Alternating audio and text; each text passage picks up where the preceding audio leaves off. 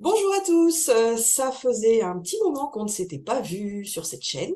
On est de retour, Karine et moi, après un été prolongé d'absence, mais on revient pleine d'énergie. On est prêt à vous accueillir.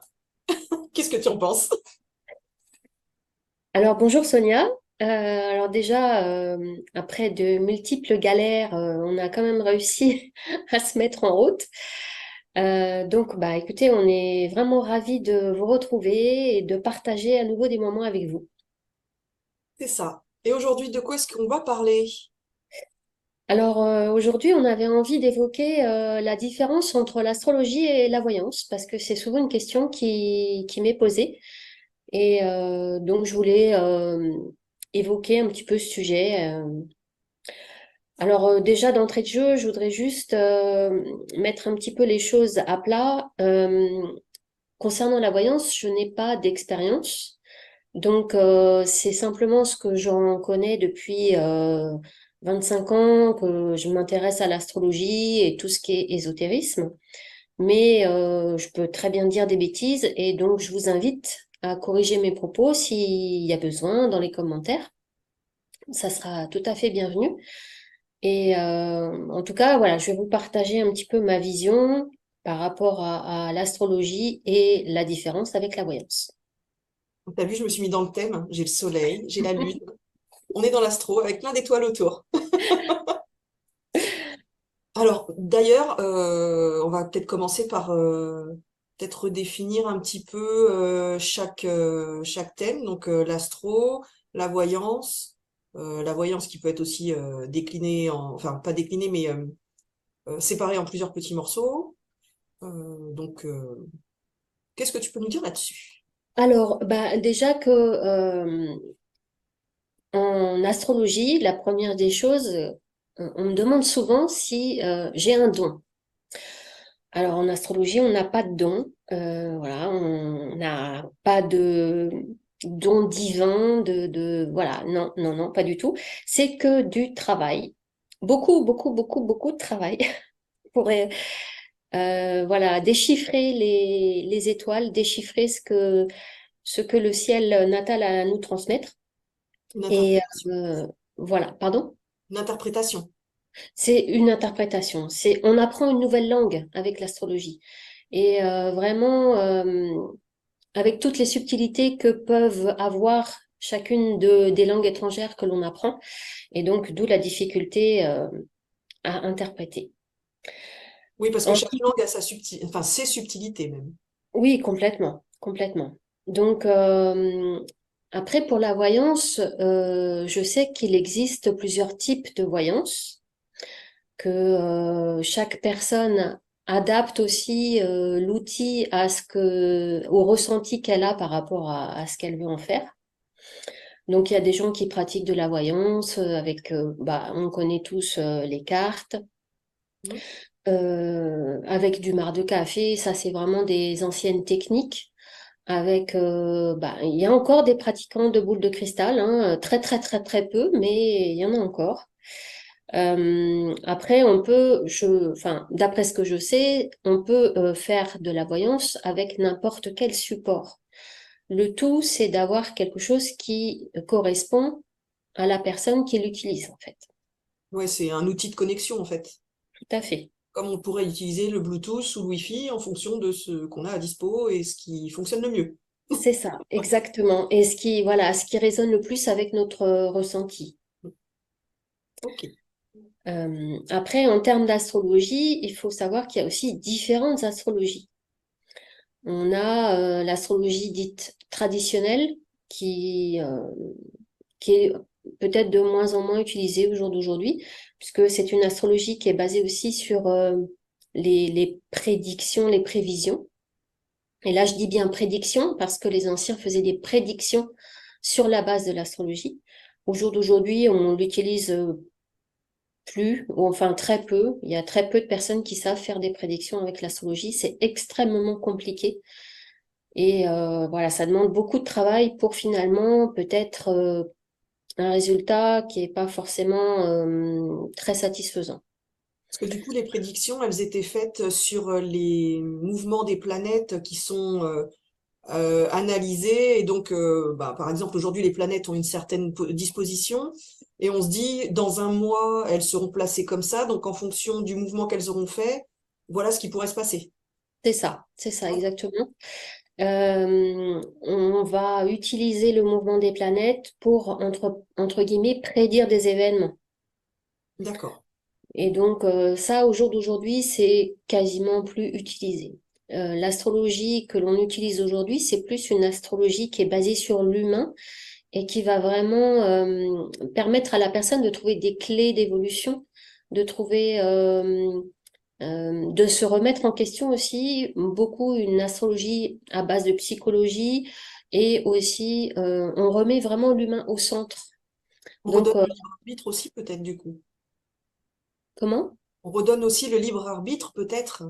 Oui, complètement. Si tu donnes des éléments qui peuvent permettre à la personne de faire des choix, alors plus ou moins conscients, mais sur quelque chose de factuel, la personne va pouvoir se dire, bah, moi, j'aimerais plus travailler dans cette direction ou plus dans cette autre direction. Oui, oui, oui, oui, complètement. Dans l'astrologie qu'on pratique aujourd'hui, on n'est plus du tout dans l'idée de d'un destin qui est tracé, écrit et dont on ne peut pas sortir. Hmm. On est vraiment dans l'idée d'un chemin qui existe, effectivement, mais on peut prendre des chemins de traverse pour aller explorer autre chose. On a quand même une certaine liberté, même de ne pas choisir le chemin qui est devant nous et de partir ailleurs, Ouais. d'explorer autre chose. Ça me fait Et penser un petit peu à un jeu vidéo où on aurait justement plusieurs options. On nous propose plusieurs choix. Et à chaque fois, quand on a fait un choix, on a à nouveau d'autres choix qui peuvent soit nous ramener vers quelque chose qu'on aurait pu choisir dès le départ, soit nous en éloigner complètement. oui, oui, oui, oui, c'est un peu ça, c'est vrai. C'est vraiment le libre arbitre aussi qui va faire que qu'on va aller dans tel ou tel choix de vie. Et après, voilà, il y a des choses qui se représentent à nous, peut-être plusieurs fois, soit parce qu'on a des choses à en apprendre et à en tirer des leçons, ou soit parce qu'effectivement, on nous invite à revenir sur le chemin qui, à la base, nous était proposé. Ouais. Oui, parce que c'est peut-être un chemin qui finalement pourrait mieux nous correspondre. Juste, il y avait peut-être besoin de mûrir un peu ou Voilà, d'expérimenter d'autres choses avant de l'emprunter. exactement. Mm. Donc voilà, en ce qui concerne donc l'astrologie, il y a aussi l'astrologie karmique qui existe. Il y a aussi il y a beaucoup de formes d'astrologie au jour d'aujourd'hui. D'accord. L'astrologie karmique, t'es pas en train de te former dessus par hasard? Bah oui, justement. Oui, oui, je suis en pleine formation. Voilà, je prends mon temps parce que c'est un petit peu difficile aussi à digérer tout ça. Mais oui, oui, alors bon, l'outil en lui-même est très intéressant. Après, faut voir ce qu'on peut en faire. Voilà, je suis pas forcément dans l'idée de faire des thèmes purement karmiques, mais pourquoi pas avoir une information supplémentaire qui peut quelquefois apporter un éclairage nouveau sur l'interprétation qu'on a du thème. Oui, ça viendrait compléter ce que tu fais déjà. Voilà, Oui, pas oui. du tout pour le remplacer, mais plutôt pour agrémenter Oui, encore un peu plus l'interprétation que tu peux faire. voilà, pour affiner un peu plus l'interprétation, mais sans faire un thème purement karmique. Enfin, en tout cas, aujourd'hui, je suis pas dans cette optique-là. D'accord. Après, il y a aussi d'autres formes d'astrologie. Alors, de l'astrologie qui est dite, euh, je cherche le terme, intuitive. Ah oui, Voilà, voilà, l'astrologie intuitive. Alors moi, ça ne me parle pas du tout. Je ne sais pas du tout de quoi on parle parce que pour moi, l'astrologie euh, est à la base quelque chose d'assez carré, organisé, structuré. Et une fois que l'on a vraiment acquis toutes ces bases, donc avec plusieurs années d'expérience et plusieurs années d'études derrière, on peut se permettre quelque part de lâcher une interprétation purement mentale et d'aller vers quelque chose de plus intuitif. C'est peut-être Mais ça. alors, j'ai pas compris ça comme étant quelque chose. Euh, je pense que les personnes qui se disent faire de l'astrologie intuitive font une espèce d'interprétation, mais je sais pas trop comment ils procèdent en fait. D'accord. Euh, Après, voilà. Moi, je suis pas trop dans cette idée d'astrologie intuitive parce que pour moi, l'astrologie, c'est vraiment quelque chose justement de d'organisé, de carré à la base, d'assez Actuel. structuré. Voilà. Et après, voilà, qu'on utilise une petite partie de son intuition, je veux bien, mais faut quand même pas oublier qu'il y a derrière tout un tas de symboliques et d'apprentissages à avoir avant de pratiquer. Donc c'est très très long. Ouais. Voilà, avoir vécu et avoir acquis un chemin avant de faire une vraie interprétation. Voilà. Enfin, en tout cas, ça c'est mon point de vue, ça n'engage que moi, hein. C'est Alors oui, pour rappel, effectivement, à chaque fois qu'on aborde des sujets, que ce soit toi ou moi, c'est toujours par rapport à notre propre cadre de référence. Donc effectivement, il peut y avoir d'autres points de vue, d'autres opinions peuvent être complètement opposées aussi, mais en fait, chacun exprime ses convictions en fonction de son cadre de référence. pas fait. On peut ne pas être d'accord, hein, y a aucun souci là-dessus. C'est même comme ça qu'on évolue, hein, en Voilà, mais pouvant communiquer, échanger sur des choses où on n'est pas d'accord, et du coup, peut-être qu'en argumentant correctement, l'un ou l'autre peut convaincre l'autre que bah, finalement, oui, il y a peut-être une partie de vrai dedans. oui, oui, oui, complètement. Puis bon, après, est-ce qu'on a, voilà, on n'a pas forcément envie de convaincre, mais en tout cas d'échanger des arguments, ça, voilà, ça peut faire avancer aussi les pratiques des uns et des autres. Ah oui, c'était Et pas du tout dans le sens où c'était pour convaincre l'autre, c'était en disant qu'en argumentant, on pouvait amener l'autre à réfléchir d'une manière différente. oui, Tout complètement. comme l'autre peut nous amener, nous, à réfléchir d'une façon différente aussi. C'est valable dans les deux sens. Donc, dans les pratiques pures, on va dire, au niveau de l'astrologie, on prend comme référence la date, l'heure et le lieu de la naissance. Et on établit la carte du ciel, la carte des étoiles, la position des étoiles au moment et à l'endroit de la naissance. Donc ça, c'est notre base en termes d'astrologie. Voilà, en termes de voyance, alors moi, je vais essentiellement parler des cartes parce que c'est ce que je connais le mieux sans vraiment en connaître complètement, mais c'est ce que je connais le mieux. Donc, je sais qu'il existe aussi de nombreux jeux euh, qui sont utilisés. Moi, j'en connais deux un peu plus. Donc, le Béline, Mhm. qui est un jeu euh, qui est assez connu et qui était assez fort, Il est assez les cartes puissant sont dans assez, ses expressions, oui. voilà, assez en termes d'énergie, il dégage vraiment quelque chose. Donc, le Béline et les tarots classiques. Alors après, il y a le tarot de Marseille et le tarot de Jodorowsky. Donc, qui sont deux tarots, mais Jodorowsky, lui, qui a énormément travaillé avec les tarots, euh, a fait son propre tarot. Donc après, bah, la personne qui utilise les cartes va se baser sur l'interprétation symbolique des messages qu'elle peut voir sur les cartes. De la même manière, en astrologie, on va interpréter la position des planètes en signe, en maison, et également les interactions qu'elles ont entre elles. Non, je ne me moque pas.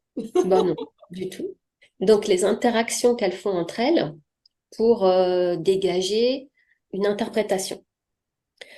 Donc à partir de cette base-là, C'est pas un élément seul, c'est vraiment cette connexion de tous ces éléments qui donnent un message.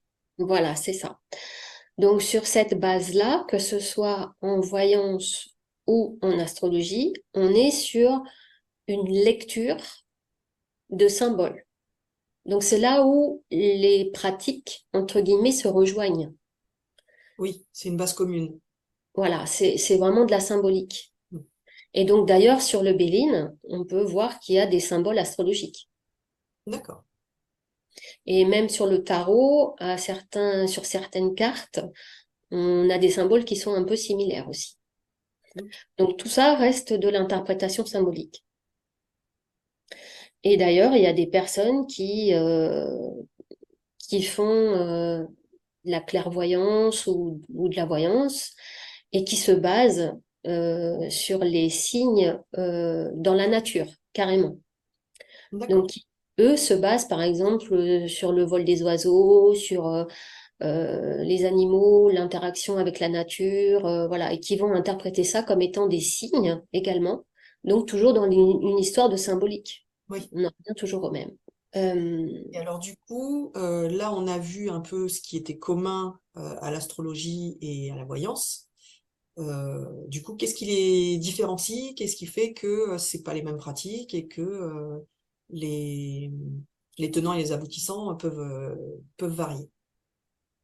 alors déjà en astrologie, comme j'expliquais tout à l'heure, l'astrologie moderne ne fait plus de prévision ou de prédiction. On va plus être dans ces schémas-là. On peut faire des prévisions, mais ça reste vraiment. Moi, j'utilise souvent le parallèle avec la météo en disant que c'est vraiment, voilà, c'est quand même un peu aléatoire. Hmm. Et que heureusement, les personnes ont toujours la possibilité d'avoir leur libre arbitre et de ne pas tenir compte de ce qui leur est dit ou voilà, c'est justement de garder une certaine froideur par rapport à l'approche qu'on peut en avoir. D'accord. Donc en général, en astrologie, on ne fait plus de prévision, de prédiction. Alors que la voyance, c'est son but, j'irais quelque part. À moins de faire une forme de voyance, d'accompagnement en développement personnel, ce qui peut être aussi tout à fait possible et intéressant. Mais les trois quarts du temps, je dirais, c'est plus sous une forme de prévision, prédiction. Ensuite, je dirais que l'astrologie a un côté peut-être plus mathématique quelque part, qui va, je pense, rassurer aussi beaucoup les personnes qui sont justement un peu réticentes, un peu par rapport à tout ce qui est ésotérique, Un peu qui moins ont, ouvert à la spiritualité. voilà, exactement. Donc ça peut être aussi une façon d'aborder une forme de spiritualité en restant avec des éléments qui sont quand même Terre à terre. assez, voilà, assez terre à terre malgré tout. À l'inverse, des personnes qui vont aller voir une voyante auront plus je dirais, cette approche vraiment ésotérique et peut-être moins terre à terre, effectivement, que l'astrologie.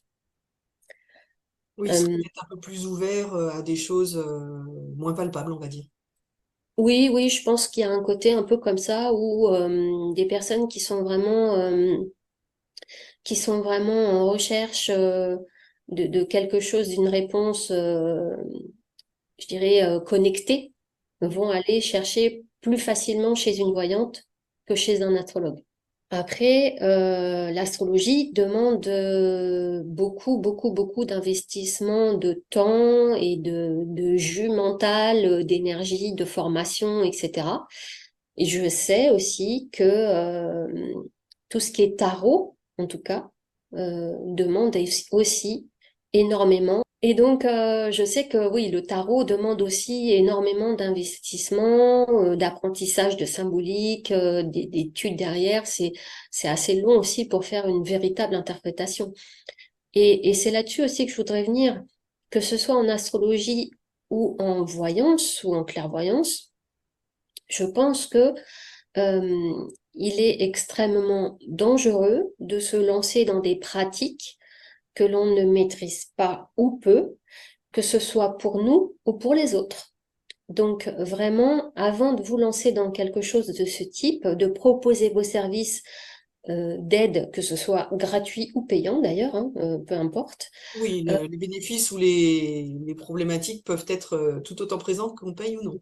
voilà, c'est ça. Et peu importe, mais je dirais vraiment, formez-vous, sérieusement derrière parce que vous pouvez faire d'énormes dégâts sans même le vouloir. Donc voilà, Oui, parce que prudence. les personnes qui viennent vers vous, en fait, viennent en confiance et donc se livrent totalement et se mettent un peu à nu. Et du coup, l'idée, c'est de les aider quand même avec bienveillance, avec des connaissances qui sont nécessaires pour pas leur apporter n'importe quoi comme Ouais. message. Complètement. Et j'invite également les personnes qui vont à ces entretiens, que ce soit de voyance ou d'astrologie, à se renseigner auparavant sur la personne qu'ils vont rencontrer.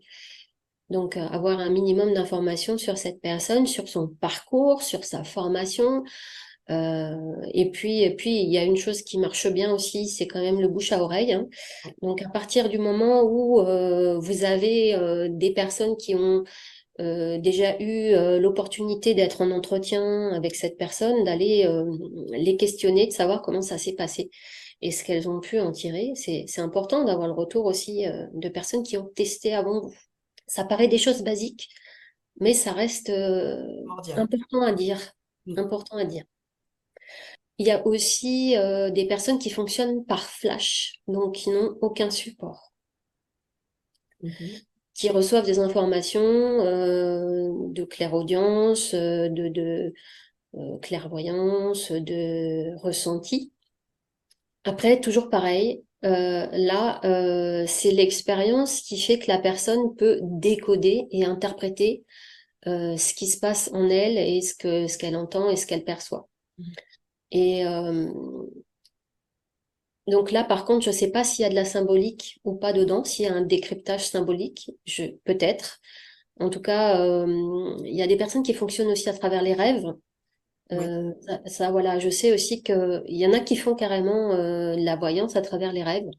Et donc, en ce qui concerne la clairvoyance, la clairaudience et le ressenti, là, par contre, je ne sais pas s'il y a possibilité. Je sais qu'il y a des gens qui proposent des formations pour développer notre intuition, mais je ne sais pas s'il existe vraiment des écoles, entre guillemets.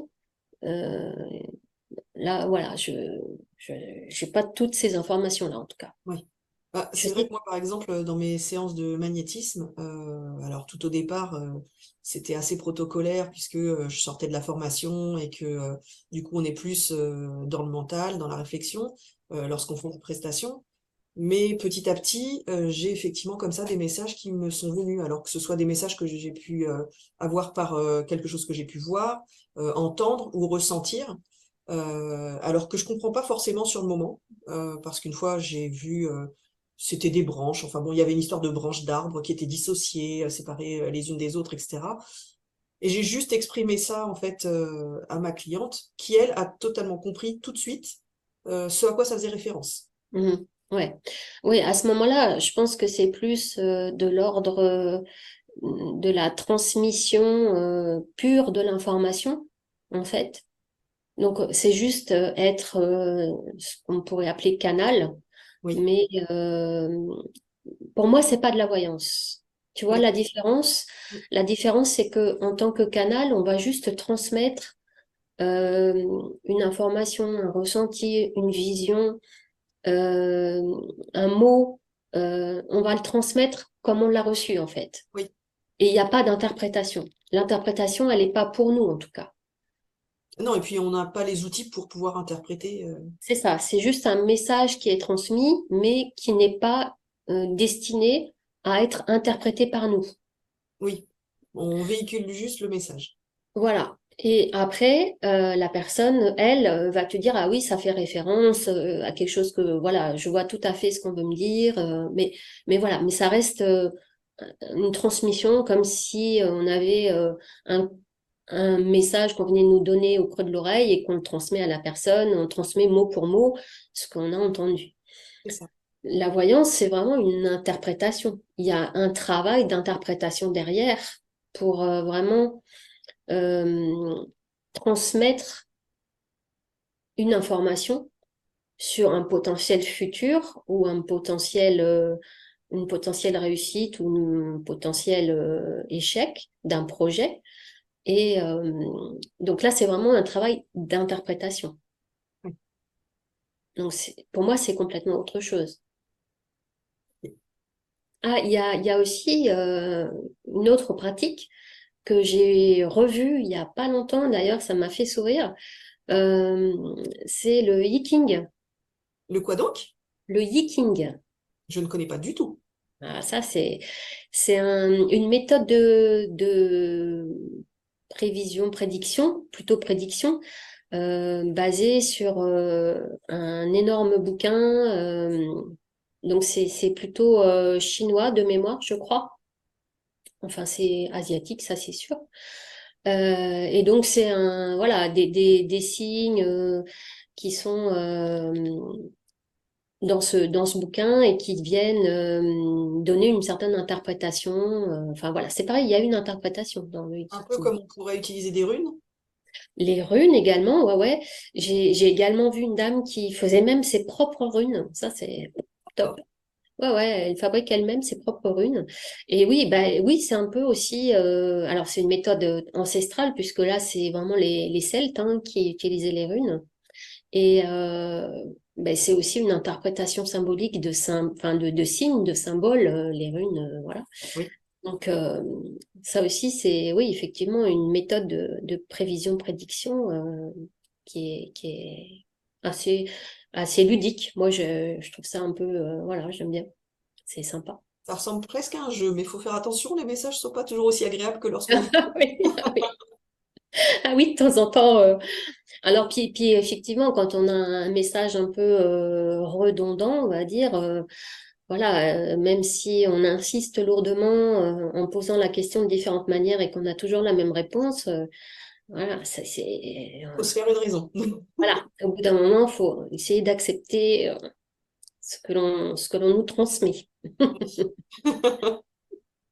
Donc, que ce soit pareil, que ce soit en termes d'astrologie ou de voyance, il n'y a pas de temps.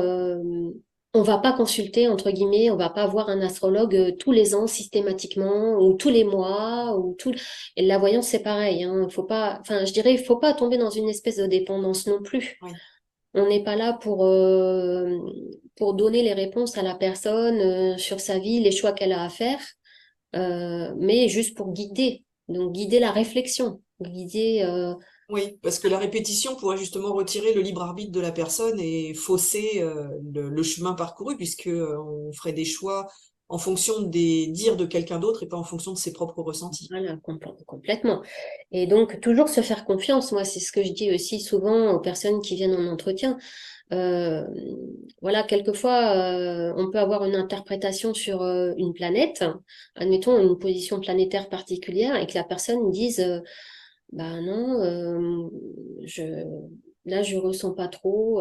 Alors, est-ce que c'est normal? Ah, mais moi, je dis, écoutez, ce qui est normal, c'est surtout de vous baser sur votre ressenti. C'est votre ressenti qui prime sur l'interprétation. Ce que l'astrologue a à dire, quelque part. Alors, effectivement, ça fait souvent écho et ça vient questionner la personne, mais la parole de l'astrologue ne prime pas sur le ressenti de la personne, hein. Non, c'est plus un support en fait. C'est un support. C'est juste un support. Et après, si la personne ne vit pas les choses de la manière dont l'astrologue peut décrypter, bah écoutez, ça peut être un sujet de discussion aussi. Oui. Justement, de dire, bah tiens, comment ça se fait que vous ne ressentez pas les choses comme ça? Comment vous le vivez? Est-ce que ça vous pose problème ou pas? Et à partir du moment où ça pose pas de problème, dire, il n'y Pas a besoin pas, de voilà, discuter quoi que ce soit. voilà, on s'arrête là et c'est tout. Après, on peut questionner la personne sur son ressenti, mais je dirais, il faut pas aller chercher des poules là où il n'y en a pas. Ouais. Bon, eh bien, je crois qu'on a fait pas mal le tour du sujet. Qu'est-ce que tu en penses? Oui, oui, je pense qu'on a fait un bon tour. Après, si vous avez des questions, surtout n'hésitez pas à les mettre en commentaire. On se fera un plaisir d'y répondre. Et si vraiment ce sont des questions plus vastes, à ce moment-là, on pourra même carrément dédier une vidéo à votre question. C'est ça. Oui, parce que là, l'idée, c'était d'aborder de façon un peu succincte. De toute façon, en 20 minutes, une demi-heure, on peut pas aborder les sujets en profondeur, mais c'était quand même d'aborder ces sujets, de vous présenter un petit peu les points communs, les différences de ces techniques. Et bien sûr, comme vient de le dire Karine, s'il y a des questions, faut surtout pas hésiter. On se fera un plaisir à y répondre. Merci de votre attention. Merci à tous de valider un petit peu notre travail, de mettre des commentaires et n'hésitez pas à vous abonner, des pouces, enfin tout ce que vous voulez. Il y a pas de souci, on accepte, on accepte. Même les critiques, hein, peuvent être constructives, donc n'hésitez pas. Absolument, les critiques sont en général constructives quand elles sont faites avec bienveillance. C'est ça. Donc, faites-vous plaisir. À très vite pour une prochaine vidéo. Et donc cette fois, ce sera Sonia qui nous présentera un thème en relation avec Un son thème activité. surprise. C'est la période, hein, on approche des fêtes, donc ce sera un thème surprise. Ouais. Allez, au revoir tout le monde.